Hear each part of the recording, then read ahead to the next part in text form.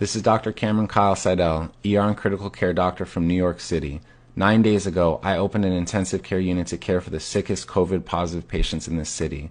In these 9 days, I have seen things I have never seen before. In treating these patients, I have witnessed medical phenomenon that just don't make sense in the context of treating a disease that is supposed to be a viral pneumonia.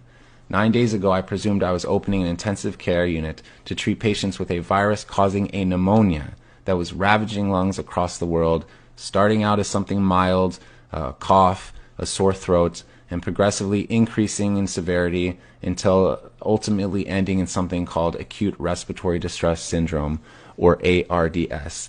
This is the paradigm that every hospital in the country is working under. This is the disease, ARDS, that every hospital is preparing to treat. And this is the disease, ARDS, for which in the next 2 to 6 weeks, 100,000 Americans might be put on a ventilator.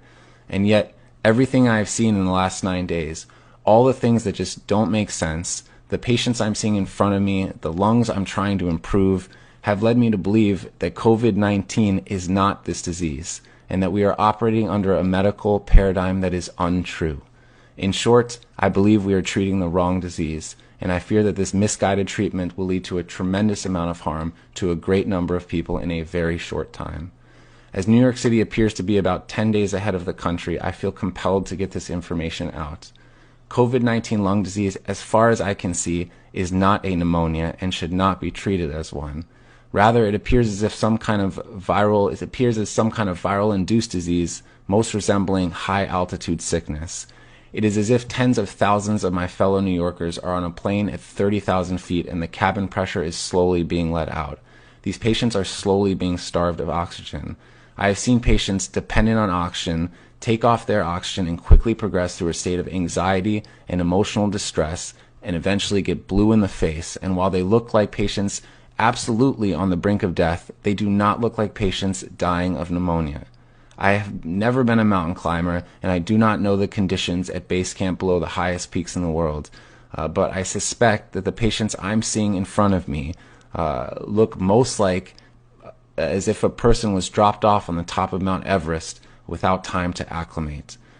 I don't know the final answer of this disease, but I'm quite sure that a ventilator is not it.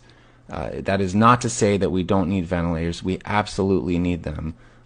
They are the only way at this time that we are able to give a little more oxygen to patients who need it. Walking your dog. Walking your motherfucker. Look, it's open. You see the roof? Look at that.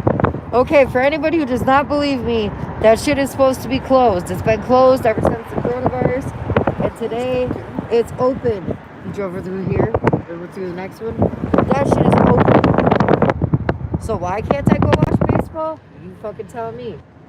What up, and another one? Oh my god, my hair is so red in the sun. I need to get out of the sun. Shit's terrifying me. Show us Marty so we can troll him. What up, Carrie? Carrie. Carrie, look at this. Carrie will have my back, I know it. You see this, Carrie?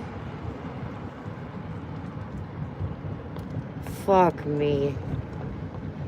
There's gotta be a way in somewhere. Fuck me. It's ruining my fucking life. Alex said, oh my god, there's a dead bird. No!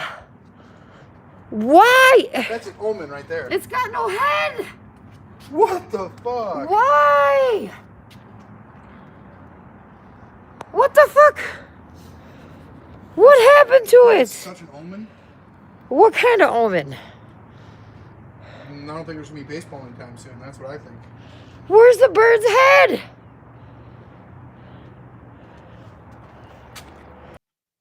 One person has walked up to the tent. Not one. Okay? So, and look at all the ambulances down the block. You see any ambulances? Somebody else take a video. Look at more people are taking videos because no one's believing the fake fucking media.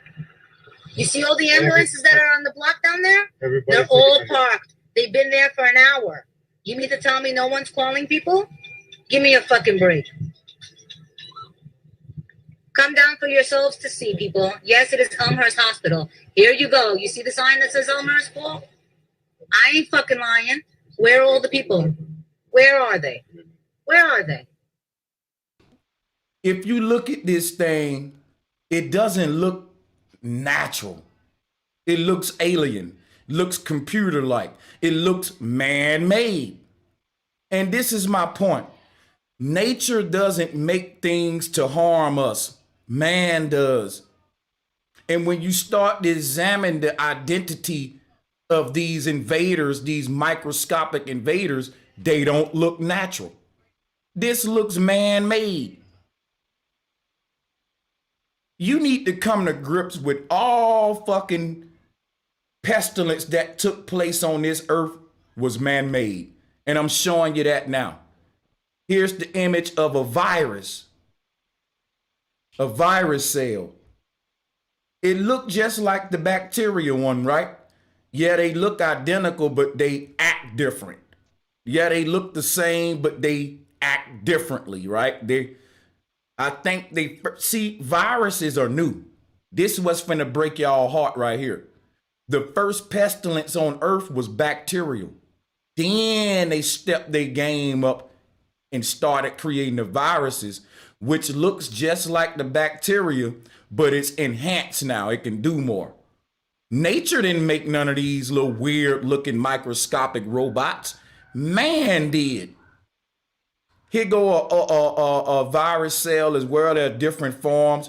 This the one y'all familiar with all the spikes, because that's the one they're calling coronavirus. But what are we looking at here? The sun god. Do you know what this symbol means, people? This symbol shows you how governments got their power. Remember, all governments rose to power for the same reason Superman and Batman rose to power, because the people needed them. Think about what I'm telling you, because the same people that created the concept of a savior created disease so that you would need to be saved. Remember, Jesus was a healer. Jesus, listen, if you're on a